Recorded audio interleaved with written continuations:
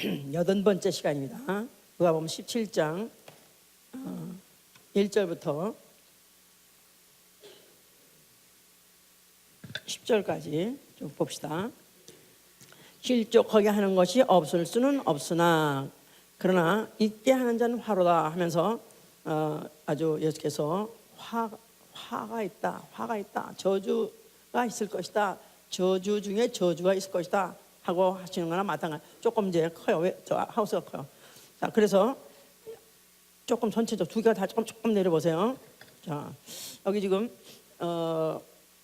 성경을 우리가 볼 때 물론 굉장히 우리에게 아주 매혹적인 그런 제시, 너희가 믿으면 영생을 얻으리라, 복을 받으리라. 그래서 여러 가지 우리가 원하는, 인간이 원하는 것들을 제시하기 때문에 굉장히 성경에 대해서 아주 호감을 가지고 또 매혹적으로 느껴서 우리가 쉽게 받아들이고 또 그래서 그야말로 복음이라 할 때 그 복음을 진짜 달갑게 물론 쉽게 받아들이기도 물론 합니다만은, 그러나 성경을 볼 때 굉장히 주의해야 할 것은, 너희가 여기서 지금 삼가라 할 정도로 예수께서 굉장히 워닝 표를 달았기 때문에, 비록 우리가 가는 길 목적은 영생의 나라요, 하늘나라요. 그러나 가는 그 길에 사인에 도로에 표지판을 보고 가야 되시. 여기 가다 보면 범퍼가 있다든가, 여기 가다 보면 이렇게 해놓고 핵을 그려놓고 여기 무슨 핵 무슨 이런 핵 무슨 이런 기지가 이 근방에 무슨 이런 게 있다든가, 또 무슨 고압선이 무슨 있다든가, 뭐 이래서 이런 것들을 굉장히 조심하라, 주의하라 할 때 사실 이것들을 그냥 건너가고 소홀히 했다가 결국 큰 변을 당하는 경우도 많이 있죠. 그래서 우리가 성경을 볼 때 굉장히 유의하게 봐야 되고 또 굉장히 심각하게 봐야 될 것들은 삼가하라, 이렇게 이제 주의표가 붙으면 더욱더 무서운 것입니다.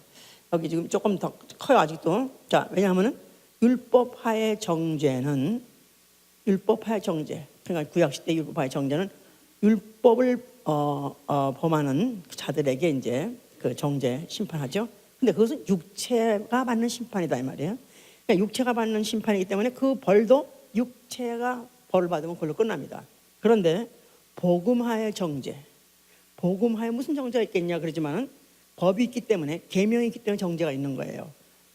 바울이 고린도전서 9장 21절에 뭐라고 했냐면, 나는 그리스도의 계명 아래에 있다, 나는 그리스도의 율법 아래에 있다 하면서 그리스도의 the law of Christ, I'm under the law of Christ. 그래서 나는 예수 그리스도의 계명 아래, 난 예수 그리스도의 율법 아래에 있다, 이렇게 그가 기록했죠. 그래서 복음화의 정죄는 좀 더 커. 지금도 복음화의 정죄는 그리스도의 계명 아래 있기 때문에 이거는 육체가 심판받는 것이 아니라 영이 심판을 받고, 벌이 받아도 영이 받는 거기 때문에 이거는 심각한 문제다 그 말이야. 율법의 정죄가 굉장히 무서운 것 같잖아요. 율법의 두세 증인의 그 증거를 통해서도 그 죄 없다 함을 얻지 못하거나 하물며 만약에 복음화에 이거 죄를 졌을 때 과연 그 결과가 얼마나 심각하고 클 것인가를 너네 생각하라고 히브리서 2장 1절 4절까지 그렇게 말했지 않았어요? 자, 이제 우리의 영은 우리가 마음으로 조금 이게 커. 마음으로 믿어 의에 이르고 입으로 신에서 구원받는다 그러지 않았어요? 마음으로 믿음으로 의에 이르고 의롭다함을 얻고 그 다음에 죄사함도 받습니다. 그래서 영이 살아나요. 그거 확실히 맞습니다. 자, 마음으로 믿어 죄사함 받고 의롭다함을 얻고 영이 살아난다. 자, 근데 이제 문제는 몸이 어떻게 되느냐. 여기 좀 로마서 7장 좀 봅시다. 로마서 7장을 봅시다. 오늘 조금 생선을 맛있게 먹지만 그 생선 안에 있는 가시를 주의해야 되듯이 우리가 이런 것들이 있기 때문에 세심하게 봐야 되고 또 신중하게 봐야 되는 거죠. 자, 18절부터 일단 보시면, 자, 18절에 보시면은 내 속 곧 내 육신에 선한 것이 거하지 아니하는 줄을 아노니 원함은 내게 있으나 선을 행하는 것은 없도다. 내가 원하는 바 선언을 하지 아니하고 도리어 원치 않은 바 악은 행하는 거다. 자, 만일 내가 원치 아니는 그것을 하면 이를 행하는 자가 내가 아니요 내 속에 거하는 죄니라 그랬었어요. 그러면서 이제 나는 선을 행하게 원하지만은 마음으로는 선을 원하기 원하는 이놈의 이 육체가 선을 행하지 않는다 이거예요. 선이 아예 없다는 거예요. 자, 그러면서 이제 그 마지막 개탄하는 것이 뭐냐면 24절에 보면은 자, 오라 나는 곤고한 사람이로다. 이 사망의 몸에서 누가 나를 건져내랴 이렇게 말했어요. 지금 여기 이 바울은 이 로마서를 쓰는 당시에 자기 영혼은 예수를 믿음으로 해서 예수의 피로 죄 씻음 받고 또 죄사함 받고 의롭다 못해 가지고 영이 살아난 걸 알고 있어요. 그런데 이 사망의 몸에서 이렇게 말했다면 사망의 몸. 자, 영은 마음으로 믿어서 의롭다함을 얻고 죄사함도 얻고 영이 살아납니다. 그러나 문제는 사망의 몸이라는 앞으로 이 큰 명제가 남아있다는 사실. 그럼 사망의 몸을 뭐라고 설명해야 어느 성경에서 어떤 표현으로 하냐면 심판의 부활을 말하는 거예요. 심판의 부활. 자, 요한복음 5장 29절에 그랬죠. 이제 앞으로 조금 더 아직도 커요. 이게 좀 줄여봐봐. 그래서 심판의 부활. 어떤 사람은 생명의 부활로 나온 사람이 있고 어떤 사람은 심판의 부활로 나온다 그랬었어요. 자, 그러니까 이제 이 사망의 몸은 이 자기의 죽을 몸을 말하는 게 아니에요. 자기의 죽을 몸이 아니라 영이 앞으로 부활해서 심판의 부활로 나와서 둘째 사망에 던져질 것이냐, 아니면은 생명의 부활을 이제 생명의 부활을 통해서 영생에 들어갈 것이냐. 이 갈림길이 남아 있는데 이것은 예수 그리스도께서 속죄를 안 하셔가 아니라 속죄를 하셨고 그 피를 받아들임으로 인해서 영이 분명히 죄사함 받고 의롭다함 얻고 죄 씻음 받고 살아났지만 문제는 그 영이 생명의 부활에 못 나올 때는 사망의 부활에 나올 수 있다는 이런 큰 위험이 여기 좀 도사리고 있다는 사실을 우리가 봐야 되는 거죠. 자, 그래서 영적 생활을 한마디 말해서 자기와의 싸움이에요. 나 육체와 나 영이 둘 다 어느 것 하나도 내가 아닌 것은 아니다 이 말이에요. 날마다 감각하는 것은 육체지만 그러나 내 안에 우리는 또 다른 존재 영이 있다는 것을 알고 있는데 이 둘이 소욕을 가지고 싸운다 이 말이야.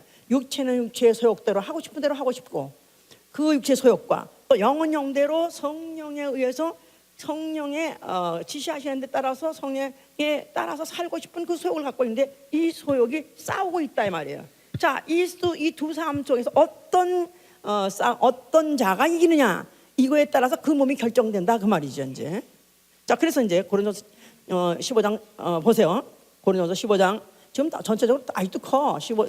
고린도서 15장 31절 보세요. 31절. 형제들아, 내가 그리스도 예수 우리 주 안에서 갇힌 바 된 너희에게 대한 나의 자랑을 두고 단언하노니 나는 날마다 죽노라. 내가 범인처럼 에베소에서 맹수로 더불어 싸웠으면 내게 무슨 유익이 있으뇨?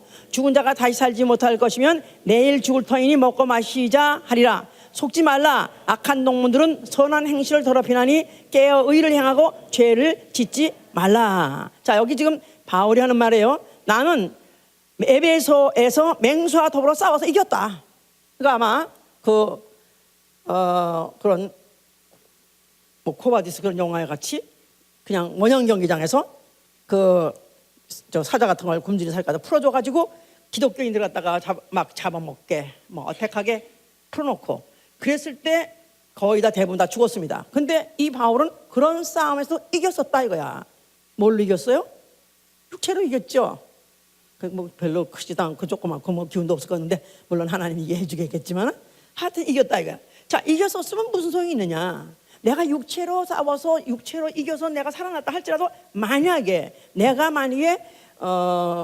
악한 동무들에 의해서 선한 행실을 더럽히고 그리고 죄를 지으면 무슨 유익이 있느냐 그 말이에요. 악한 동무에 의해서 선한 행실을 더럽히면 또 선한 행실을 더럽히고 죄를 지으면 내게 무슨 유익이 있느냐.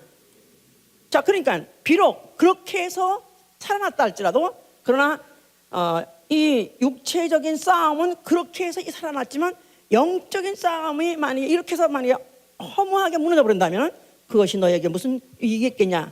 이렇게 말한 거예요. 자, 그러면서 왜 그렇게 살아야 되는 것을 또 35절부터 말하는 거예요. 35절 다시 시작. 누가 묻기를 죽은 자들이 어떻게 다시 살며 없다한 몸으로 오느냐 하리니 어리석은 자여, 너희의 뿌리는 씨가 죽지 않으면 살아나지 못하겠고 또 너의 뿌리는 것은 장래 형체를 뿌리는 것이 아니요 다만 밀이나 다른 것의 알갱이 뿐이로되 하나님이 그 뜻대로 저에게 형체를 주시되 각 종자에게 그 형체를 주시느니라. 육체는 다 같은 육체가 아니니 하나는 사람의 육체요 하나는 짐승의 육체요 하나는 새의 육체요 하나는 물고기의 육체라. 하늘에 속한 형체도 있고 땅에 속한 형체도 있으나 하늘에 속한 자의 영광이 따로 있고 땅에 속한 자의 영광이 따로 있으니 해의 영광이 또 다르고 달의 영광도 다르며 별의 영광도 다른데 별과 별의 영광이 다르다. 여기 지금 만약에 죽는 자가 다시 살지 못하면, 소위 말해서 몸의 부활이 없다면 그까짓 거 맘대로 멋대로 막 살다가 죽고 그다음에 그야말로 그냥 불신자들은 죽고 난 다음에 그다음에 뭐가 되는지 누가 아냐, 썩은들 아니야 뭐 불에 태운다, 그건 상관없다 생각하는데, 기독교인이라 할지라도 항시 우리가 어느 한순간도 잊지 말아야 될 것은 반드시 우리는 죽었다가 부활한다는 이 사실일 때 몸의 부활. 자, 그러니까 죽은 자들이 어떤 몸으로 오느냐 하는 것을 이제 묻는다 이 말이에요. What body do they come? 그래서 어떤 몸으로 오느냐 이렇게 이제 물어본다 이 말이야. 그랬더니 이제 우리 하는 말이 너의 뿌리는 씨는 이제 그 형체를 지금 그 뿌리는 그 자체로 그대로 나오는 것이 아니다. 뿌리는 것은 다만 이제 씨를 갖다가 심고 그 씨가 죽은 다음에 그다음에 싹이 나고 그다음에 뭐게 다른 열매가 나오는데, 결국은 이제 이 뿌리는 것이 결국은 너의 뿌리는 것은 장래 형체를 뿌리는 것이 아니요 다만 밀이나 다른 것의 알갱이를 뿌리는 것이다. 그런데 뿌리고 난 다음에 하나님이 그 뜻대로 저에게 형체를 주시되 각 종자에게 그 형체를 주시나니. 그래서 물론 여기에 비교하기를 어떤 사람은 사람의 육체요, 어떤 사람은 짐승의 육체요, 어떤 하나는 새의 육체요, 하나는 물고기의 육체, 뭐 이래서 마치 불교같이 어떤 사람은 죽어가지고 소가 되고 어떤 사람은 무슨 개가 되고 그런다고 해서 결국은 기독교나 뭐 불교는 똑같구나 이렇게 말할 수 있지만, 이거는 사람이 그런 형체로 나온다는 뜻은 아닙니다. 왜냐하면 계시록의 환상을 봐도 한 번도 짐승의 환상을 말해본 적이 없어요. 얼굴이 뭐 사자같이 생겼고 뭐 그런 게 독수리같이 소같이 이렇게 있다 할지라도 그 이외에 어떤 형체도 한 번도 말해본 적이 없습니다. 그러니까 만약에 우리가 죽는다 할지라도 몸으로 부활할 때 어떤 다른 짐승의 형상으로 나오지 않습니다. 다만 왜 이런 짐승의 형상을 말하냐면, 짐승마다 짐승을 여러 가지 이렇게 표현한 것은 그 각각의 형체마다 각각의 영광이 있다는 걸 말하는 것이다 이 말이야. 각각의 형체마다 각각의 영광이 따로 있다. 그래서 그 영광을 말하되 해의 영광도 있고 달의 영광도 있고 또 별의 영광도 있으니 별과 별의 영광도 있다. 그래서 각각, 그러니까 사람이 죽고 난 다음에 몸으로 부활하는 건 마찬가지입니다. 똑같이 몸으로 부활합니다. 그러나 요 얼굴로 부활하느냐? 아닙니다. 심지어는 예수님 부활해서 예수 제자도 못 알아봤어요. 지나가고 난 뒤에 그분 아니야? 이럴 정도로 똑같은 얼굴로 부활하지는 않습니다. 그러니까 다른 형체로 부활을 하지만 사람을 분명히 부활해요. 문제는 이제 그 부활한 몸이 형체를 받되 하나님이 그런 형체를 주시다. 자, 그럴 때 각각 이제 어떻게, 그럼 왜 하나님이 어떤 사람에는 왜 해의 영광으로, 어떤 사람은 달의 영광으로, 어떤 사람은 별과 별의 영광으로, 그래서 각각 영광스러운 그 도수가 다른데 왜 그렇게 주시냐? 하나님 뜻대로 주신다 그랬어요. 자, 근데 그 결과가 그게 왜 그렇게 되냐 하면 고린도 후서 5장 10절 보세요. 고린도 후서 5장 10절.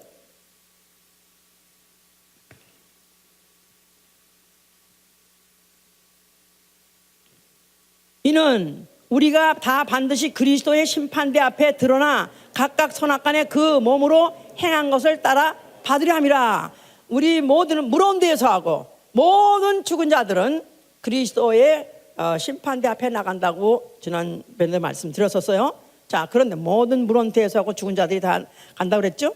불신자는 말할 것도 없이 다 이제 부활해서 그 부활을 불신자는 부활하는데 그 부활을 심판의 부활이라고 하고요. 그거를 사망의 부활, 둘째 사망, 둘째 사망. 다 읽을 수가 없어요. 다 이거 했던 것들이고 다 설교했던 것들이니까 계시록 2장 20장 6절에 있는 거죠. 둘째 사망. 그러니까 불신자들을 부활시켜 가지고 그 부활을 할 때는 죄를 갖고 있기 때문에 죄의 심판의 부활이요. 그 심판의 부활 결과가 뭐냐면 두 번째 사망 지옥 불이라고 계시록 15장 20장 15절 그 이후에 있는 그 15장 15절 있죠. 20장 15절. 자, 그래서 그 영이 몸으로 그 안에 이 안에 있는 영이 몸으로 부활하기 때문에 영의 부활. 자, 이 부활이 만약에 믿지 않는 사람은 심판의 부활이요. 이건 둘째 사망, 지옥불에 들어간다 그 말이죠. 그런데 이제 이 그리스도의 심판대 앞에 나타났을 때 그 누구도 나가냐면은 첫째 부활의 생명의 부활, 첫째 부활, 생명의 부활, 영광의 부활, 영광스러운 몸의 부활 해가지고 빌립보 3장 21절은 영광스러운 몸의 부활. 그러니까 생명의 부활, 첫째 부활, 영광스러운 몸의 부활. 그러니까 해의 영광이 다르고 달의 영광이 다르고 별과 별의 영광이 다를 때 해의 영광은 예수 그리스도를 말한다고 치면은 달의 영광에 준하는 사람들은 다 생명의 부활이요. 그리고 영광스러운 몸으로 부활해서 그때 그 부활을 첫째 부활이 한다. 그래서 이제 자, 그런데 그것이 그 후에 그러지 못한 사람은 다 그리스도의 심판대 앞에 나간다 그랬지 않았습니까? 그럴 때 각각 선악간에 그 몸으로 행한 것 그 몸으로 행한 것을 따라받는다. 그 몸으로 행한 것을 따라받는다. 그러니까 예수 믿으면 제사함 받고 그 다음에 아주 그냥 천당 1번지 뭐 천당 아랫목 내 차지 이렇게 착각하지 말라 이거예요. 내가 행한 대로 이 몸이 행한 대로 몸이 그 보상을 받는다 그 말이에요. 몸이 행한 대로 몸의 행위대로 보상을 받는다. 그러니까 몸에 있는 동안에 예수 안 믿고 불신앙으로 한 사람은 몸으로 부활해서 영원한 몸으로 부활해서 지옥 가서 야 진짜 몸이 없었으면 좋겠어. 그냥 꿈에만 살려도 좋겠지. 근데 몸으로 부활해서 유황불에 던져지 얼마나 무서워요. 자, 그런데다가 또 신자라고 하나 몸으로 많이 행한 것이 하나님 앞에 만약에 그 죄를 해결하지 못한다는 그 행한 것을 따라서 받는다. 자, 그렇기 때문에 이런 사람은 혹시 둘째 부활에 나올 수 있고 그 다음에 이제 부활한다 할지라도 부끄러운 이제 치욕의 몸으로 이제 부활한다 그 말이에요. 이제 그렇기 때문에 자, 정리가 됐어요 이제. 자, 그렇기 때문에 이래서 우리 신앙생활은 굉장히 두렵고 떨리는 가운데. 그래서 바울이 그랬잖아요. 내가 남에게 복음을 전하고도 내가 복음에 참여하지 못할까? 나는 두렵다 그랬었어요. 구원의 확신이 없어서 예수의 피가 없어서 두렵다는 게 아니라 그는 자기가 한순간이라도 어떻게 자기가 행하느냐에 따라서 반드시 그에 대한 어떤 그 심판이 따를 것을 확실히 믿기 때문에 그는 그토록까지 두려워했던 것이다. 자, 그래서 히브리서 6장 4절 6절에 뭐냐면 한 번 비침을 얻고 하늘의 은사를 맛보고 성령에 참여한 바 되고 하나님 말씀과 내세의 능력을 맛보고 타락한 자. 그러니까 은혜도 받고 성령의 은사도 받아보고 성령 확실히 받았다고 믿고 또 하나님 말씀과 그 능력 그 말씀에 대한 체험도 하고 그랬으면서도 불구하고 타락한 자는 다시 새롭게 하여 회개케 할 수가 없나니. 그래서 다시 새롭게 하여 회개케 할 수 없나니. 왜냐하면 자기가 하나님의 아들을 다시 못 박아 현저히 욕범이라서. 하나님의 아들을 다시 못 박을 수 있어요 없어요? 이제 이후에 한번 부활하시고 하늘에 오르신 그 예수를 다시 못 박아서 죽일 수 있어요 없어요? 없어요. 그와 같이 다시 새롭게 하여서 회개하는 것도 그만큼 불가능할 정도로 그렇게 두려운 문제다 그 말이에요. 그러니까 한 번 맛을 보고 타락한다는 게 얼마나 무섭다는 거. 그러니까 맛을 보면 안 되고 완전히 성령에 충만해서 성령의 다짐을 받아야 되는 것이죠. 그러니까 이제 성령을 받는 건 쉽습니다. 바깥에서 문을 두드리노니 너희가 열면 내가 들어가고 간단하게 들어갈 수 있어요. 문제는 성령 받고 난 다음에 생활이 문제다 이 말이에요. 예전에는 그 텔레비든지 뭐 무슨 라디오든지 웬만한 전자 기구들 있잖아요. 전기 기구들 그거 고장 나면 수리하는 이런 수리센터 상점들이 있었어요. 그래서 그거를 갖다 맡겨가지고 고쳐오고 그랬었는데 이제는 아예 고장 났다 그냥 버리세요 그래. 그냥 뭐 200불짜리 무슨 뭐 디시워셔가 그냥 고장 났다 그러면 그냥 버리세요. 아까워서 어떻게 버리냐? 그거 사람 불러다가 고치는 게 더 비싸다고. 그냥 버린다 이거야. 그러니까 애당초 이제는 과거에는 죄를 졌어도 고칠 수가 있는 기회가 있다 이 말이에요. 율법하의 죄는 회개하여서 고침받을 수 있는 기회가 있다. 그렇죠? 죄사함 받을 기회가 있다 이 말이에요. 그러나 성령 받고 그 이후에 성령을 회방한 죄에 대해서는 여기서는 오히려 고침받지 못한다는 이런 무서운 구절이 있다는 사실을 본다면 우리는 신앙생활에 얼만큼 아주 신경을 곤두세우고 해야 된다는 것을 우리가 알아야 되는 것이죠.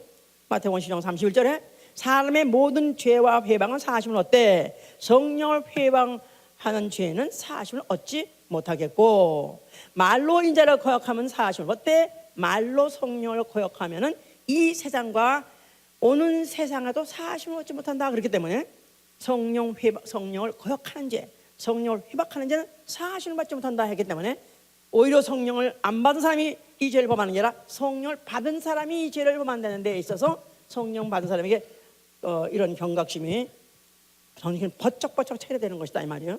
또한 데살로니가 전서 5장 19절에는 성령을 소멸하지 말라. 성령을 소멸하지 말라. 성령을 주셨을 때 그 성령 받고 충만해서 마치 불길 같은 성령이 호를 그야말로 타는 것 같은 그런 노력도 있는 것 같이 충만했는데 불구하고 소멸하단 말은 퀸치.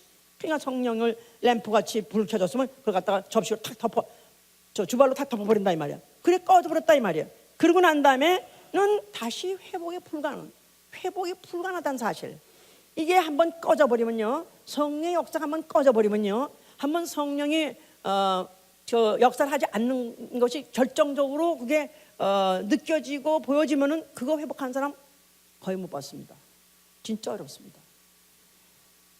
그래서 하다못해 구약 시대에서는 그가 장자권을 홀대하고 별건 아닌가 싶어가지고 그가 팥죽 한 굴에 팔아먹고 난 다음에 그가 그 후에 회개할 기회를 그가 가지려 했었으나 얻지 못하였고 그가 아무리 무슨 애걸복걸 뭐 복통했다 할지라도 결코 회개할 기회를 얻지 못했다. 이 사실을 히브리서 2장 12장 16절에 말하고 있다 이 말이에요.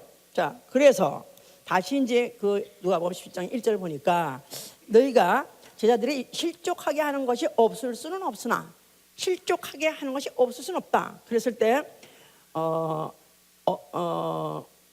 it is impossible. Offenses will come 그랬었어요. 그러니까 offense라는 거 있죠. offense라는 것이 죄를 범하다 그런 뜻이 있고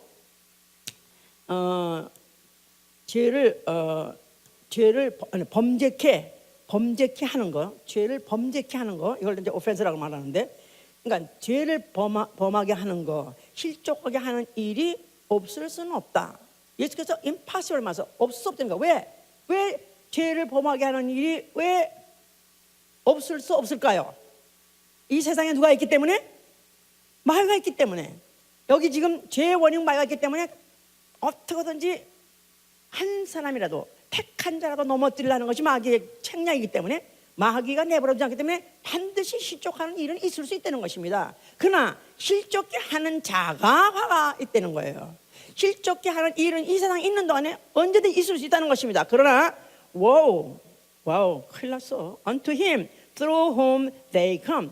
그 they란 말이 여기서 바로 아까 말한 offenses를 말하는 거예요. 그러니까 offense 이 범죄케 하는 자, 있게 하는 자 말은 범죄케 하는 자는 화가 있도다. 그래서 남을 죄짓게 하는 자는 남을 실족게 하는 자는 화가 있도다.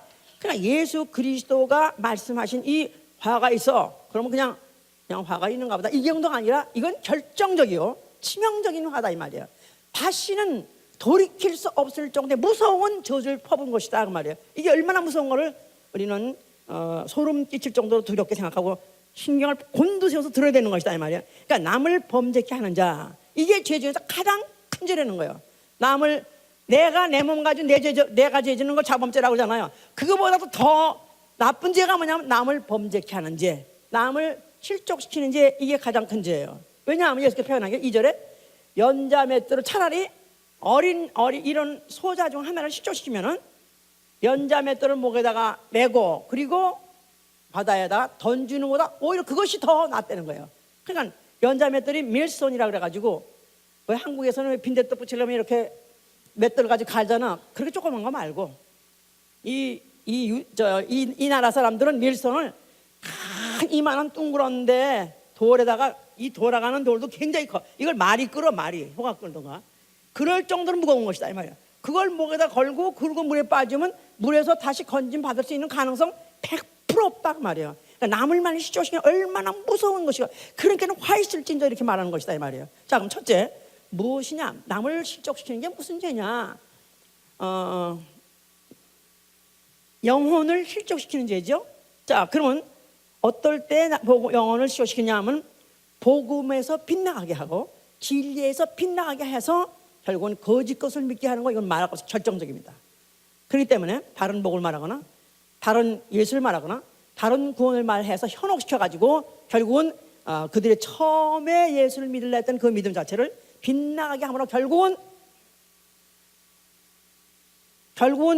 마귀 따라가게 하고 결국은 마귀와 함께 지옥 가게 하는 그런 길로 인도하는 그런 자는 결정적으로 이거는 그야말로 세상 말로 말하면 이단이죠. 이제 그야말로 가능성이 전무한 것입니다. 그래서 야고보서 3장 1절에 뭐냐면 너희 선생된 자들아 우리가 더 큰 심판을 받을 줄 알고 많이 선생되지 말라 하셨어요. 너희는 함부로 선생되지 말라. 자, 선생은 지가 알고 있는 지식을 가르쳐가지고 남을 인도하는 자예요. 그런데 세상의 학문을 가르쳐서 좀 틀리게 가르쳤다 해도 그렇다 그래서 연자맷돌은 아니에요. 그런데 만약에 하나님 말씀 복음을 잘못 가르치고 진리를 왜곡시켜서 만약에 그렇게 잘못 가르친다면 이거는 연자맷돌입니다. 전혀 구원받는 가능성이 없다는 것입니다. 이게 얼마나 무서운 것인가. 그러니까 네가 함부로, 나는 함부로 누가 무슨 안수를 받아서 목사가 된다, 무슨 신학교를 간다 그러면 난 막 뜯어말리고 싶은 거라. 그럼 목사님 왜 혼자야? 독점권 있어? 왜 목사님 혼자라? 혼자내는 게 아니라 이게 얼마나 무서운 결과를 빌지 모르기 때문에 저 죽고 남 죽이니까. 저도 잘못 가면서 또 내가 이 길이 또 옳은 길이 오고 또 끌고 가니까 저 죽고 남 죽고, 그러니까 이건 완전히 소생할 수 있는 가능성이 전혀 없는 것이다 이 말이야. 그러니까 정말로 이거는 그야말로 선생이 되거나 주의 종이 된다든가 목회자가 된다, 영혼을 책임져야 될 그 일을 하는 자는 라스트 옵션이야. 이거는 마지막까지 그냥 복음 전하고 또 해다가 또 내가 이 말씀도 알고 내가 체험해서 확신에 거했을 때 내 영혼을 걸고 하는 것이다. 지금 난 그지 않습니까? 나는 내 목숨을 거는 게 아니라 내 영혼을 건다. 지옥, 천당 어느 길을 갈지 생각만 하면 지금도 너무 무서운 거야. 진짜 너무 무서운 거라. 나는 정말로 지옥이 있다고 믿기 때문에 나는 너무너무 지옥이 무서운 거라. 그런데 내가 한 말로 인해서 그가 잘못 인도를 받아가지고 만약에 지옥 간다면 그가 지옥 가면 나도 같이 지옥 가는 것이다 이 말이에요. 이게 얼마나 무서운지. 그래서 항상 나는 전도사가 되기 전에 전도인이 되리라 작정하실 예수님을 축원합니다. 그러니까 뭘 말해야 돼? 나는 오로지 예수, 오로지 성경에 있는 말씀 예수.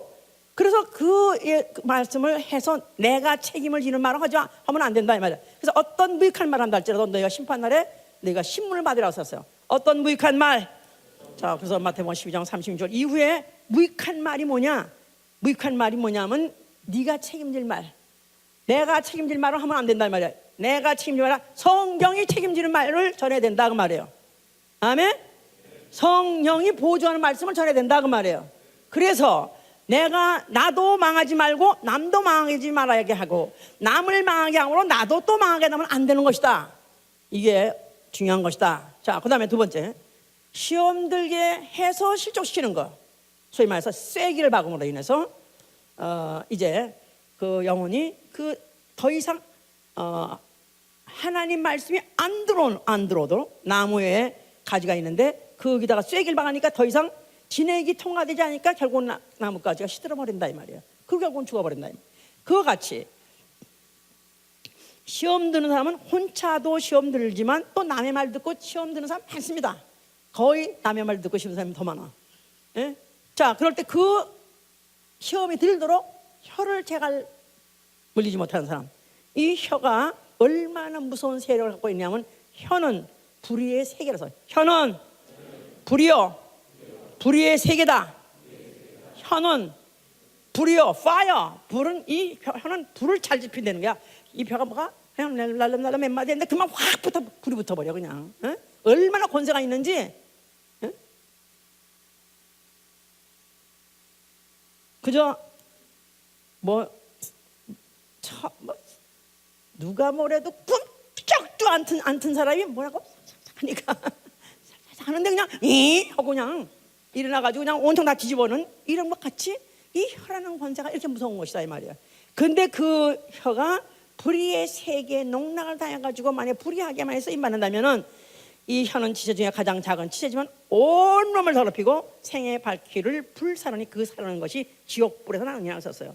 결국은 영혼들이 사는 것은 뭐를 듣고 사냐면 하나님의 음성을 듣고 사는 것이고 주의 음성을 듣고 사는 것이고 목자의 음성을 듣고 사는 거예요. 양은 주의 음성을 듣고 산다. 하나님 말씀을 듣고 산다. 누구를 통해서? 주의 종을 통해서. 강단에서 나오는 주의 종을 통해서 하나님 말씀이요, 성령 말씀이요, 주의 말씀, 오늘날 교회들에게 말씀은 성령의 음성을 들여서 한다 이 말이야. 그런데 그것을 그 영혼을 갖다가 살지 못하려고 죽이는 건 간단하다 이 말이야. 설교 10시간 하더라도 단 한마디에 가서 그거 알아? 그거 알아? 그거 몰랐지 그거. 그러면 벌써 그 머리는 확 그냥 눈동자가 휘둥그레져가지고 아니 그럴 수가 있어 그래가지고 보지도 않고 확인하지도 않고 증거물도 없는데도 무슨 조금만이라도 목회자에게 불리한 얘기, 무슨 불리해야 되는 얘기가 조금 들여오면은 그때는 그래 어쩐지 내가 어쩐지 그래서 내가 그럴 것 같았다는 둥, 또 내가 어쩐지 내가 그래서 내가 살살 하려고 그랬다는 둥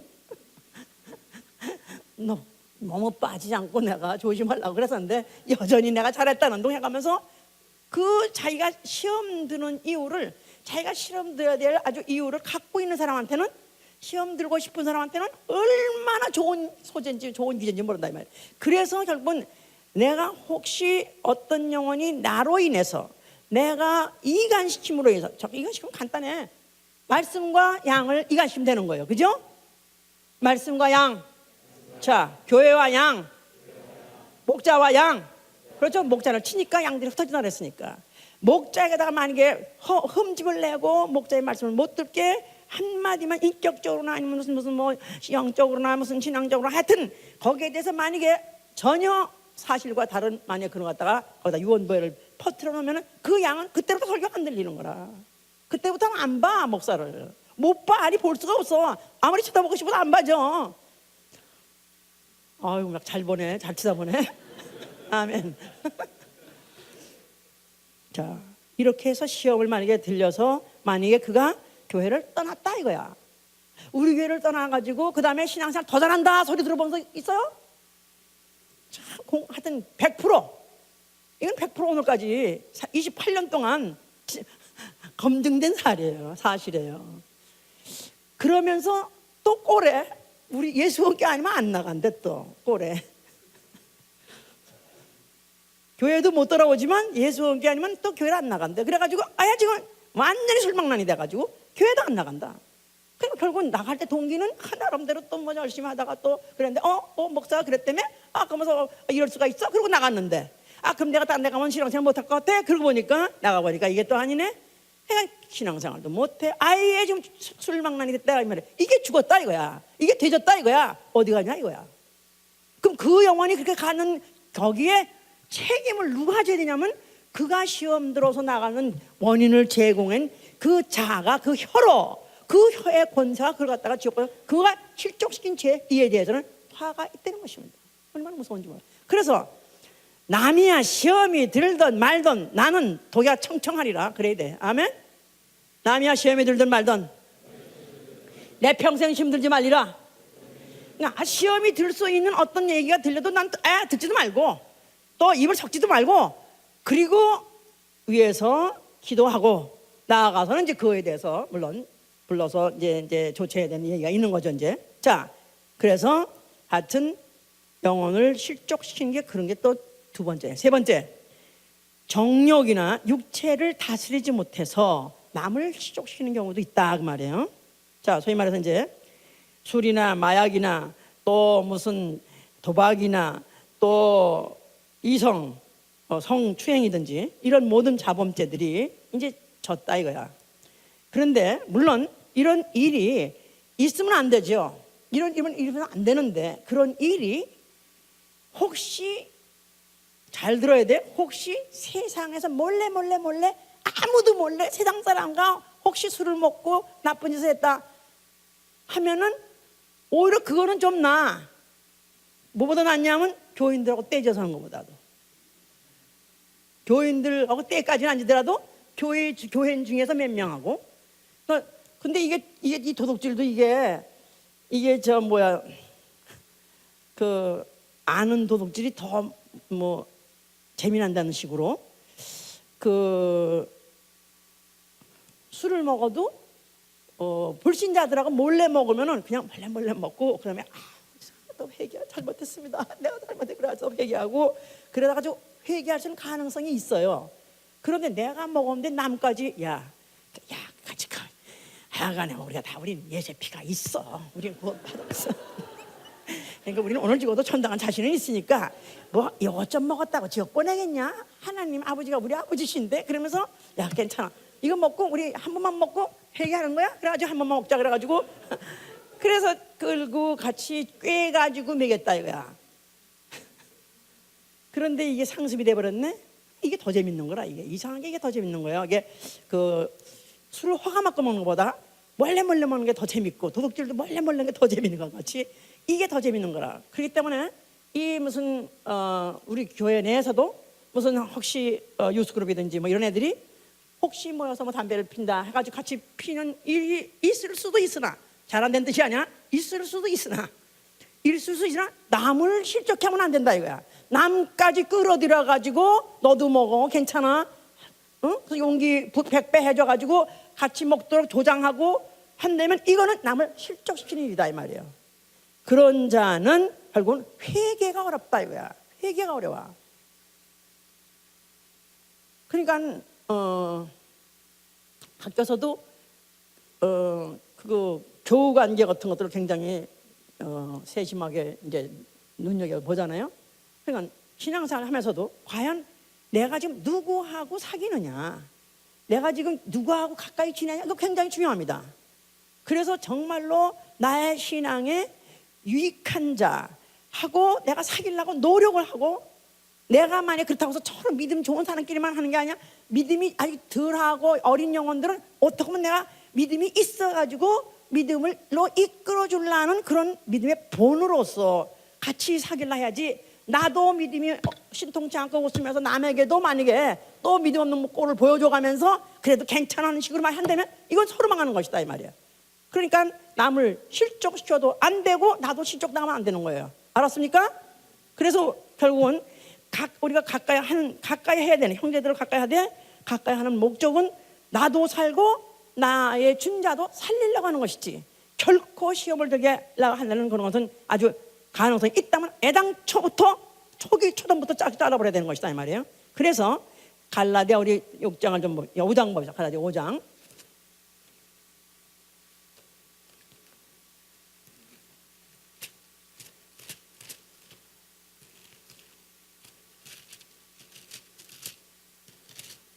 5장 16절 17절 내가 이르노니 너희는 성령을 쫓아 행하라. 그리하면 육체의 옥심을 이루지 아니하리라. 육체의 소욕은 성령을 거스리고 성령의 소욕은 육체를 거스리나니 이 둘이 서로 대적함으로 너희의 원하는 것을 하지 못하게 하려 함이니라. 너희가 만일 성령의 인도하신 바가 되면 율법 아래 있지 아니하니라. 육체의 일은 현저하니 곧 음행과 더러운 것과 호색과 우상숭배와 술수와 원수를 맺는 것과 분쟁과 시기와 분냄과 당지는 것과 불리함과 이단과 투기와 술 취함과 방탕함과 또 그와 같은 것들이라. 자, 이런 것들을 경계했었는데 지금도 또 경계하는 것은 이런 자들은 하나님의 나라를 유업으로 받지 못할 것이었어요. 하나님 나라를 유업으로 받지 못할 것이요. 하늘나라 간다는 겁니까? 못 간다는 겁니까? 못 간다는 거야. 여기서 성령의 소욕과 육체의 소욕이 날마다 싸우는데 성령의 소욕이 육체의 소욕을 죽여라 그 말이에요. 육체의 소욕의 제1이 뭐냐면 음행이래요. 음행. 여기서 음행에 대해서 좀 더 우리가 또 좀 고민을 해봐야 되고 생각해봐야 되는데 갈라디아 5장 19절 육체의 일이 바로 그 음행은 고린도전서 6장 18절 보자. 고린도전서 6장 18절 19절 어떤 이들은 내가 너희의 아니야 6장 18절 음행을 피하라. 사람이 범하는 죄마다 문 밖에 있거니와 음행하는 자는 자기 몸에게 죄를 범하느니라. 너희의 몸은 너희가 하나님께로부터 받은 바 너희 가운데 계신 성령의 전인 줄을 알지 못하느냐. 또 고린도전서 3장 16절에는 너희는 하나님의 성전이니라. 너희가 성전을 더럽히면 하나님이 너희를 멸하시라 썼어요. 너희는 하나님의 성전이다. 이 육체 안에 영이 있고 영 안에 예수의 보혈로 거룩해지고 예수의 이름을 모신 사람의 이 몸까지도 성전이에요.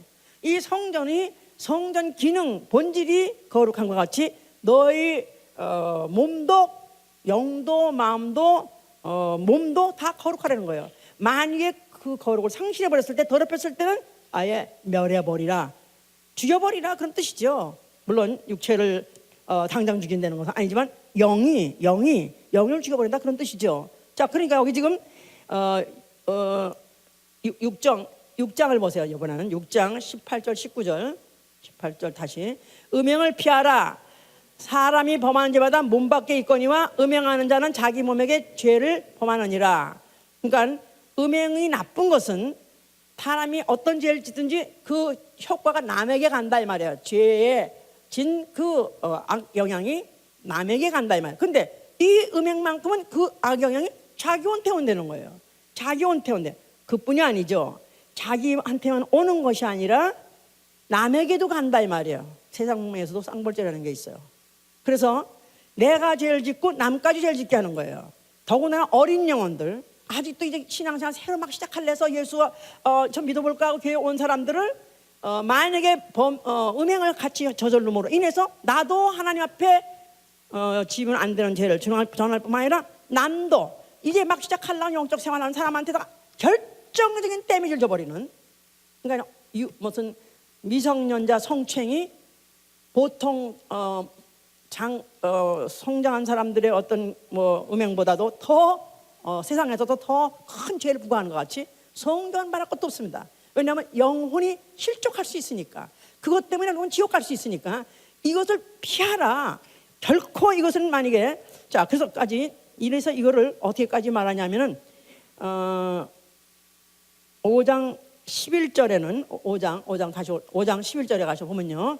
이제 내가 너희에게 쓴 것은 만일 어떤 형제라 일컫는 자가 그 말은 교회 교인 중에 지체 중에 하나죠. 형제라 일컫는 자가 음행하거나 탐남하거나 우상 숭배를 하거나 구역하거나 술 취하거나 토색하거든 어떡하라고요? 사귀지도 말고 해보세요. 사귀지도 말고 그런 자는 함께 먹지도 말라. 아예 너희는 돌아서라는 거예요. 거기 다시 읽어보세요. 외인들은 판단하는데 내가 무슨 상관이 있으려마는 교종 사람들이랴 너희가 판단치 아니하랴.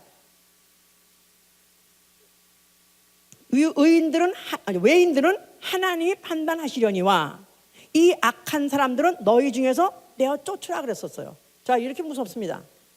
교회 안에서 교인끼리 하여튼 있으면 안 되는 그런 죄를 범했을 때 아예 교회에서는 내쫓아라 이런 법이 있어요. 그러니까 내쫓아야 되는 거예요. 원래 제가 고민은 바로 거기 있는 것입니다. 이럴 때 과연 정말 내쫓아야 되는가? 참 어떡하나 정말 어떻게 이것 때문에 보통 고민이 되는 게 아닌데 마태복음 18장 보세요. 마태복음 또 18장 15절 보시면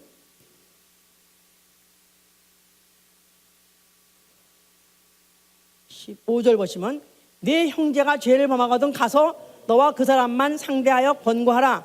만일 들으면 네가 네 형제를 얻은 것이요 만일 듣지 아니하거든 한두 사람을 데리고 가서 두세 증인의 입으로 말마다 칭찬케 하라. 만일 그들의 말도 듣지 않거든 교회의 말하고 교회의 말도 듣지 않거든 이방인과 세리같이 여기라. 여기 보니까 단계가 있어요. 어떤 형제가 죄를 범하더라 이 말이에요. 그런데 그 죄를 범하는 거를 어떤 사람이 들었어요. 그러면 다른 사람이 말하지 말고 1대1로 그 사람과 같이 말하라는 거예요. 가서 내가 듣기로는 당신이 이런 죄를 범한다고 하는데 물론 그런 죄는 여러 가지 죄가 있어요.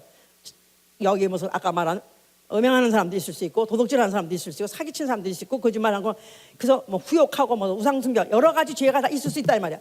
그 어떤 죄든지 만약 죄를 범하거든 가서 그 사람한테 상대해서 권고하라. 내가 듣기로는 이런 죄를 범한다는데 사실이냐 물었을 때 만약에 그가 정말로 사실이요 그래서 그가 정말로 권고해서 회개하고 나는 정말로 다시 일은 죽어도 안 하겠다 그런 걸 권고해서 들었을 때는 그 형제를 얻었다는 거예요. 그러니까 아마 어떤 죄를 졌다 할지라도 사실로 자복하고 정말 하나님께 통회하고 하나님께 용서를 받으면 아마 여기 문장으로 봐서는 구원을 받는 거예요. 형제를 얻는 것이요 그랬어요. 그런데 만일 듣지 않거든 그 말은 또 그런데 불구하고 계속 한다 이거야. 계속 그 짓을 한다 이거야. 또 들렸다 이거야. 그러니까 두세 사람을 또 데리고 가서 두세 사람의 증인을 데리고 가서 같이 앉아서 또 그 얘기를 한다 이 말이야. 그러니까 나 혼자만이 아니라 여러 사람이 증인을 세워놓고 또 한다 이거야. 그랬을 때 만약에 그 사람의 말을 들으면 또 거기서도 용서가 된다 이거야. 그런데 여기서도 또 안 되면은 그다음에 교회 전체에다가 다 대고 공포를 하라는 거예요. 공포를 했는데 그러고도 만약에 또 중간이 안 되면은 그다음에는 아예 이방인과 세리같이 쳐라. 이 불신자같이 아예 쳐라. 나가서는 여기서 마태복음 18장 여기서 마지막에는 듣지 않거든 이방인과 세리같이 아예 여겨라. 그러면서 이제 그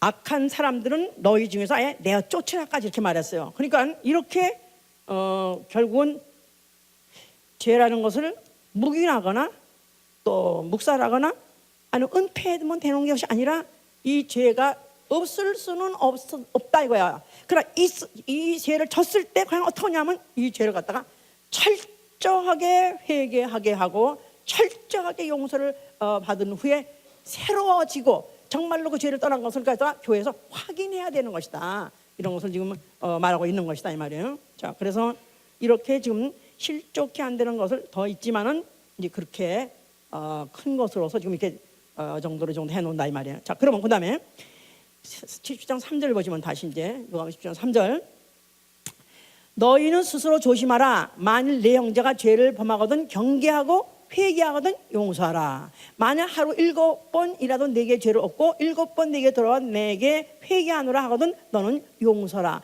자, 이 앞에 17장 1절부터 3절에 이 실족해 하는 이야기를 하면서 만약에 실족해 할 때는 아니 그거는 아직 불가능하다. 이건 절망이다 해놨는데 그 다음에 4절에 보니까 그래도 여기에 희망이 보인다 이 말이에요. 만일 죄를 네 형제가 하루에 7번을 짓고 또 돌아와서 또 다시 와가지고 또 7번 매번 한 번 졌을 때 돌아와서 짓고는 또 돌아와서 잘못했다 그러고 또 짓고는 또 돌아와서 잘못했다 7번을 똑같이 반복했다. 그럴지라도 만약에 회개하거나 하거든 너는 용서하라 그래서 용서 용서. 이 복음짐의 복음, 우리에게 복음짐의 복음이 뭐냐면 용서라는 법이다 이 말이야. 용서. 그러니까 우리는 용서. 여기서 지금 4개 범죄한 자라고 썼어요. 여기 지금 trespass against thee, 그래서 너에게 범죄한 자. 너에게 범죄한 자를 네가 발견하게 되면 rebuke, 꾸짖으라는 거예요. 꾸짖으라. 그런데 그가 만약에 돌아와서 회개하거든, 하루에 7번이라도 동일한 죄를 또 와서 또 짓고 또 잘못했다 그러고 또 죄 짓고 또 잘못했고 했다 할지라도 용서라는 거야. 그 죄가 어떤 죄든지, 그 죄가 도둑질한 죄든지 간음한 죄든지, 그다음에 그 만약 내 부인, 내가 네 부인을 내가 좀 신뢰했어, I'm sorry, 그래가지고 돌아가서 잘못했어. 그리고 또 하루에 7번씩 똑같은 봉인을 했더라도 너는 용서하라는 거예요. 그만큼 용서라는 것은 정말로 내가 용서받은 적이 있는 사람, 그리스도로 인해서 1만 달란트 도저히 용서받을 수 없는 죄를 용서받은 적이 있는 사람은 가능하다 이 말이에요. 정말로 내가 그 은혜를 입은 사람은 어떤 죄를 졌다 할지도 그가 만약에 용서를 빌거든, 무턱대고 용서하는 뜻이 아니에요. 아무나 막 그냥 막 길바닥 가서 막 그냥 아주 추잡하고 난잡한 짓을 하는 사람은 난 너 용서했어, 그러고 지나가는 뜻이 아니라, 내게 죄 지은 자가 내게 와서 용서를 빌었을 때 용서를 하라는 뜻입니다. 그러니까 주기도문에 우리가 우리에게 죄 지은 자를 사하여 준 것 같이 우리 죄를 사하여 주옵소서 그랬지 않았습니까? 우리가 우리에게 죄 지은 자를 사하여 준 것 같이 우리 죄를 사하여 주옵소서. 자, 그러니까 이제 내가 어떤 죄를 졌다 할지라도 살 길은 있는 것은 내가 죄 진 것에 대해서 사과를, 용서를 빌어야 이 말이에요. 그러니까 아버지요, 내가 누구에게 범죄를 졌을 때 그냥 너희가 저 사람한테 죄를 졌다 이거야. 무슨 죄를 졌든 간에 내가 이 사람하고 죄를 졌다 이거야. 그러면 그 사람한테 가서 직접적으로 사과를 해야 된다 이거야. 나는 잘못했습니다, 나는 정말 나 용서해 주세요, 그래 빌어놓고, 그리고 끝나는 게 아니라 아버지요, 나는 죄인, 이렇게 오늘도 죄를 졌습니다, 아버지요 용서하여 주시옵소서 해서 하나님에게 내 죄를 자복하고 통회해야 되는 것이다 이 말이에요. 이게 하나님이 인정할 만큼 이건 진실이다, 이건 진심이다, 괜히 입으로만 하는 게 아니라 진심이다 하고 하나님이 감동받을 만큼 회개하였을 때 하나님도 용서해 주신다 이 말이에요. 요한일서 1장 8절에 너희가 만약 죄 없다면 네 속에 진리가 없고, 네가 만약 죄 있다고 자복하면 하나님은 의로우시고 미쁘시사 너희 죄를 사해 주시고 너희를 건져 주시라 그랬어요. 할렐루야. 이 회개가 얼마나 무서운 것이, 얼마나 큰 위대한 힘을 갖고 있는지. 그래도 우리의 소망이 있는 것은 회개라는 아직도 문이 열려 있다는 이 사실, 육체가 있기 때문에 아직도 회개할 내게 기회가 있다는 사실이, 이게 우리에게 복음이다 이 말이에요. 그런데 이것을 만약에 그냥 슬쩍 그냥 뭐 말로 몇 마디 하고 넘어가, 하나님 만약에 그 회개할 양만큼 분량에서 회개의 분량 해서 회개의 분량, 물이 100도가 돼야지 물이 끓어요. 99도도 안 끓어요. 99.99도 안 끓어요. 100도가 돼야 끓어요. 진짜 하나님 앞에 회개가 상달되는 분량 100%가 딱 됐을 때 하나님이 죄를 용서해 주시고 그리고 거기서 건져 주신다는 거예요. 그야말로 그 회개는 뒤집어지는 회개, 아니 허리가 끊어지는 회개. 정말 모든 하늘과 모든 땅이 다 아주 뒤집어진, 그야말로 천지개벽이라 그러죠. 그와 같은 회개가 되어야, 그러니까 처음에 예수 믿고 회개하는 거하고요, 내가 성령 받고 난 다음에 죄를 졌는데, 아까는 전혀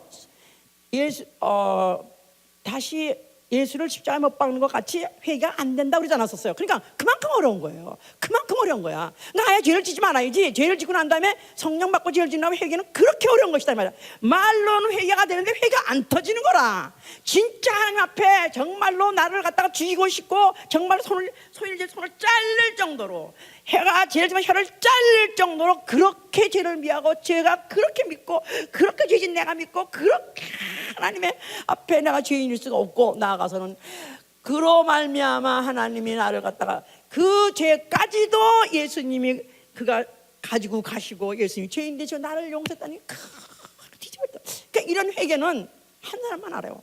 한 사람만 알아. 정말 나는 회개를 통해서 정말로 나는 완전히 그래서 거듭난다는 말이 물과 성령으로 거듭나지 않으면 하늘나라로 들어갈 수 없다 그런 말 자체가 실제로 그런 회개가 뒤집어지는 회개를 통해서라야 용서를 받고 다시는 그런 죄를 질 마음이 없어. 다시는 생각이 안 나. 유혹을 또 가는다는 뜻은 용서받은 적이 없다는 뜻이에요. 또 죄를 2범, 3범한다는 얘기는 전번에 회개했다는 것도 진짜 회개 아니었다는 거예요. 그가 만약 진짜 받으셨으면 다시는 죄 안 짓습니다. 정말로 그가 받으실 만한 회개, 인정할 만한 회개, 다시는 죄를 짓지 않을 만큼 뒤집어져야 되는 그런 과정이 필요하고 해야 결국은 실족하게 하는 자, 화가 있을진저 이거는 차라리 연자 몇 달보다 못하다 했으니까 이런 지옥 간다는 거 아니에요. 지옥. 이것이 이런 것들을 우리가 정말 알아야 정말 우리가 우리 신앙생활에서 암체에 걸리지 않고 잘 순항할 수 있는 것이다 이 말이에요. 그러면서 그러면 누가 과연 그렇게 용서를 하루에 7번 지상을 또 용서하고 아니면 1년에 7번 죄를 용서할 사람 누구냐? 천상 부자 간 관계밖에 없어요 사실은. 자식이나 와서 용서해달라면 그걸 갖다가 7번이라고 아니면 99번, 1000번이라도 동일한 짓을 짓고 또 잘못했다면 용서가 되죠. 그러니까 하나님의 아버지라는 이 사실, 회개를 해본 사람은 하나님의 아버지라는 사실이 얼마나 그게 은혜며 얼마나 복음인지, 하나님의 아버지이기 때문에 아버지에게 진정으로 회개하면 아버지는 건져 주십니다. 아버지는 용서할 수 있어요.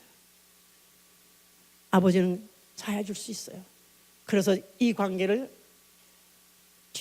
실족하게 하는 일이 없을 수는 없으나 만약에 그를 실족한 일을 했다 할지라도 정말로 가능성은 적지만 0.01의 가능성이 안 되지만 그래도 그래도 지옥은 못 가겠으니까 난 지옥은 못 갑니다. 나는 지옥은 절대로 못 가면 죽어도 못 갑니다. 나 회경을 주세요. 회경을 주세요. 정말로 뒤집어지는 회경을 한다면 참 희소하지만 혹 사함을 받을 수도 있고 또 건져올 수 있다는 이런 우리에게 아직도 그런 길이 남아있다는 거, 문이 남아있다는 건 다행인 것이죠. 이제 자, 그 다음에 이제 17장 5절 6절에는 그때 제자들이 그랬어요. 주여 나에게 믿음을 다하소서 그랬었어요. 그랬더니 예수께서 너에게 만약 겨자씨 하나를 만한 믿음이 있다면 이 뽕나무를 들어서 뿌리째 바다에 가다 심기를 할지라도 그대로 순종할 것이요 그랬었어요.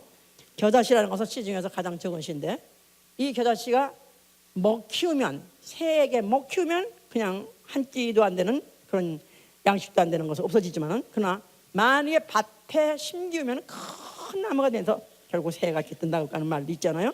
자, 그래서 믿음은 뽕나무를 순종케 하는 게 믿음이에요. 믿음은 뽕나무로 순종케 한다. 믿음은 실로 위대하다. 그러니까 이적이라는 건 언제 일어나냐면 이 믿음의 소리에 순종할 때 그때 이적이 일어나는 것이다 이 말이에요. 어떤 병이 들었다 할지라도 이적이 일어나면은 어떤 병도 다 고칠 수 있습니다. 불가능한 병, 불치병은 없습니다. 이적이 일어나면 하면 되는 것이다 이 말이에요. 자, 그러려니까 이 뽕나무 들어서 바다에 던져라 하고 너희가 만약에 믿으면 그 말은 뽕나무가 순종할 정도로 듣고 위대한 힘이 듣고 순종할 정도로 위대한 것이 바로 믿음의 소리다 이 말이에요. 믿음의 소리, 믿음의 말씀을 듣고 결국은 그대로 복종 순종하게 되면 결국 이적은 일어나고야 만다.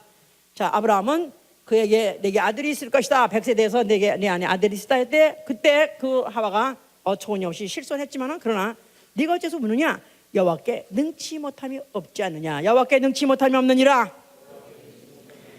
또 마리아에게도 내게 아들이 있다 할 때 이 여자는 아니 내가 남자를 하냐 알지 못해 어찌 내게 이런 일이 있겠으냐 하고 그가 어처구니 없었었죠. 그러나 하나님의 말씀은 능치 못함이 없느니라 할 때 이들의 공통점은 아멘 하고 받아들였어요. 그대로 순종하기로 작정했더니 그들에게 이적이 일어났던 것이죠. 그와 같이 순종하는 믿음의 결과는 이적이래요. 순종하는 믿음의 결과 이적. 자, 이적은 그러니까 믿음의 결과, 믿음의 현장화가 이적이다 이 말. 믿음의 현장화 이적. 믿음이 있으면 반드시 이런 이적은 얼마든지 따라올 수 있는 것이다. 그게 어떤 믿음? 순종하는 믿음이다 이 말이에요. 자, 그다음에 끝에 이제 7절부터 10절까지는 너희 중에 종이 있다 이거야. 근데 종이 나가서 바깥에 가서 종일 동안 밭을 갈고 양을 치고 하고 일하고 돌아왔다 이거야. 그러고 나니까 주인은 집에 들어오니까 그냥 등상에 들어놓 비스듬히 들어놔가지고 또 다른 시녀들한테 부채질하게 하고 그렇게 편안하게 이렇게 누워 있다 이거야. 그런데 이 종이 돌아오니까 그 주인이 벌떡 일어나가지고 아이고 얼마나 수고하셨어. 얼마나 수고했어. 아유 참 난 이게 여기 종일 띵까띵까 놀았는데 얼마나 수고 많았어. 어서 들어와. 이제 여기 차라리 여기 들어놓고 있고 내가 가서 밥하고 내가 다 빨리빨리 준비해가지고 너 밥 먹일 거니까 너는 가만히 뭐 씻고 쉬라. 이런 주인 있느냐. 종은 쇠가 빨리 일하고 돌아가는데도 저 주인은 손 하나 딱 안 하고 있다가 그 다음에 들어와가지고 또 종은 빨리빨리 허벅허벅 찍업해가지고 또 가서 복해 가서 막 또 음식을 만들어가 창을 봐가지고 또 갖다 놨다 이거야. 그러면 먹을 때 아이 너라도 좀 같이 먹자 하지 않고 다 겨우참 먹고 있고 또 그러면서 자 뭐 더 가져와라 뭐 물 가져와라. 그러니 얼마나 얌체 같으냐 말이야. 그런데 주인이 종에게 사례한가 받느냐. 그러니까 이게 종과 주인의 관계다 이 말이야. 주인과 종의 관계. 자, 예수를 주여 하고 믿으면 아멘 하세요. 뭐밖에 없어요? 뭐밖에 없어요? 그냥 자기 맡은 일을 하는 것밖에 없는 거예요. 그러니까 이런 자가 한 번도 살해하는 거 맞느냐? 살해하느냐? 오히려 자기가 먹으면서 내가 먹는 동안에 수종 들고 너는 그 후에 먹고 마시라 하지 않느냐? 명한 대로 너희도 명령 받은 것을 다 행한 후에 이르기를 우리는 무익한 종이라 우리의 해야 할 길을 할 것뿐이라 할지니라. 이렇게 가리키는 거예요. 차라리 할 일을 다 하고 맡은 일을 다 하고 그러고 나서 또 마지막 가서는 우리는 무익한 종이다 이렇게 말하는 거야. 요 얌체 같은 주인이 어디 있어 글쎄? 예? 자, 그와 같이 자 첫째 종은 끝까지 순종하는 것이다. 해보세요. 이른 아침부터 저녁 밤중까지 늦게까지 오로지 순종밖에 없다. 둘째, 맡은 일을 완수하는 것이다. 해보세요. 종은 맡은 일을 완수한다. We have done that which was our duty to do. 그래서 우리는 우리의 할 것을 have done, 마쳤다 이거야. 그러니까 만약에 내가 주여 주여 하면서도 내가 맡은 일을 팽개쳐버려? 얼마나 많습니까? 시험 들어버리면은 집 사고 나발이고 무슨 뭐 구역장이 나발이고 그리고 그냥 지 멋대로 떠나는 사람도 얼마나 많습니까? 그러니까 이게 이런 사람은 종이 아니다 이거야. 우리는 내 맡은 일을 나는 다 할 것뿐입니다. 내가 할 일, 다만 우리의 직분, 우리의 맡은 일을 완료하는 것입니다. 하는 것입니다. 그러니까 종은 순직밖에 없다. 해보세요. 종은 그 일 하다가 죽는 것밖에 없다 그 말이에요. 죽을 때까지 해야 되는 거니까. 그 다음에 세 번째, 칭찬을 기대하지 않는다. 해보세요. 그러니까 오히려 다 끝난 다음에 We are unprofitable servants 그런 거예요. unprofitable 하면 별로 도움이 되지 않는 그런 존재다 이 말이야. 죽자고 했어요. 또 교회에서 굉장히 중요한 직분하고 있어요.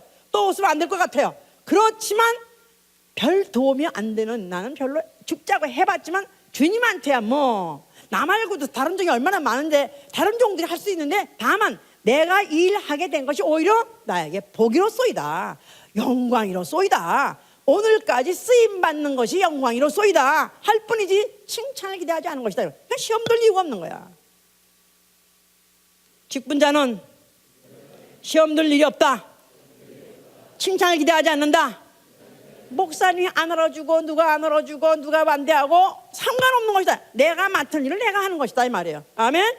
자, 이래서 이 누가복음 17장에서 신앙생활 영적 생활에서 아주 우리에게 중요한 해야 될 일에 대해서 조심해야 될 일에서 지금 말씀을 하고 있었습니다. 자, 이래서 우리 모두가 다 영적 생활에 큰 유익을 가지실 예수로 축원합니다. 할렐루야. 자, 우리 눈을 감고 가만히 생각해 보세요. 나는 과연 오늘도 하나님 앞에 나 영혼은 온전하다고 할 수 있을까? 나는 죄와 무관하다고 할 수 있을까? 나는 과연 이들과는 전혀 나는 다른 사람이요 하고 나는 내 의 가지고 하나님 앞에 나올 수 있는 사람인가 한번 생각해 보세요. 아니 불신자 시대 때는 뭐 따질 거 없고 덮어놓고 그건 상관은 없습니다. 그러나 내가 정말로 은혜 받은 다음에 성령 받은 다음에 과연 내가 모든 시간 분초마다 내가 가정에서든지 직장에서든지 길에서든지 차 속에서든지 아니면 교회 안에서 어디서든지 나는 항상 100점짜리 나는 행동만 하고 살았는가? 아니 나의 불의한 행동이 혹시 어떤 사람의 마음에 시험을 줬거나 아니면 그들로 실족하게 한 적은 없는가? 한번 생각해 보세요. 만약에 있다면 이거는 큰일입니다. 그러니까 이 시간에도 내가 정말 나에게 회개형을 주시옵소서. 정말 나를 주의 불꽃 같은 눈으로 나를 보게 해주시고 불꽃 같은 눈으로 내 영혼, 내 마음, 내 육체 생각 다 두루두루 살펴보게 해주시고 정말 하나님 앞에 나의 죄를 진심으로 전심으로 토해낼 수 있게 하여 주시옵소서. 예수와